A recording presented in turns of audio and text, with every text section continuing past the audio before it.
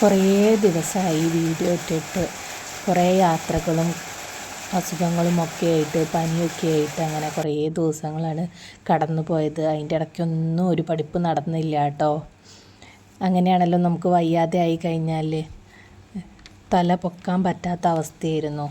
പിന്നെ യാത്രകളൊക്കെ ആവുമ്പോൾ തന്നെ പറയും വേണ്ടല്ലോ, ഓരോ സ്ഥലത്തേക്ക് മാറുമ്പോൾ അതിനനുസരിച്ചുള്ള പ്രശ്നങ്ങളും കാര്യങ്ങളൊക്കെ ആയിട്ട് അങ്ങനെ പോയി. അപ്പോൾ ആ ദിവസങ്ങളങ്ങനെ കഴിഞ്ഞു പോയി. ഇന്നാണെങ്കിലും നല്ല മഴയായിരുന്നു.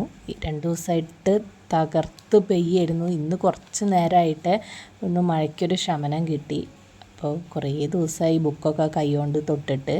അങ്ങനെ ഇന്ന് കുറച്ച് തൊഴിൽ വാർത്തയൊക്കെ എൻ്റെ കയ്യിലുണ്ടായിരുന്നു കേട്ടോ മുന്നത്തെ. അപ്പോൾ അതൊന്നൊക്കെ നോക്കാമെന്ന് വിചാരിച്ച് അങ്ങനെ ഇരുന്ന് കുറേ നേരം തൊഴിൽ വാർത്തയൊക്കെ നോക്കി. Previous question papers അതിലുണ്ടായിരുന്നു.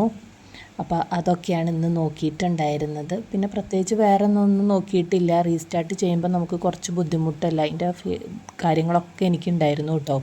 അങ്ങനെ കുറേ ക്വസ്റ്റ്യൻ പേപ്പേഴ്സ് ഞാൻ അതിൽ നോക്കി. പിന്നെ കുറേ കാര്യങ്ങൾ അതിലുണ്ടായിരുന്നു തൊഴിൽ വാർത്തയിൽ. നമ്മൾ പഠിത്തത്തിൻ്റെ ഏറ്റവും പ്രധാനപ്പെട്ട കാര്യങ്ങൾ, അതായത് SCRTൻ്റെ ഒപ്പം തന്നെ വിലപ്പെട്ട ഒരു സാധനം തന്നെയാണ് നമ്മുടെ തൊഴിൽ വാർത്ത എന്ന് പറയുന്നത്. തൊഴിൽ വാർത്തയിലാണെങ്കിൽ നമുക്ക് ഏത് കാലത്തെ ക്വസ്റ്റ്യൻ പേപ്പേഴ്സ് അടക്കം നമുക്ക് തൊഴിൽ വാർത്തയിലൂടെ കിട്ടും. അപ്പോൾ എല്ലാവരും തൊഴിൽ വാർത്ത നോക്കണം.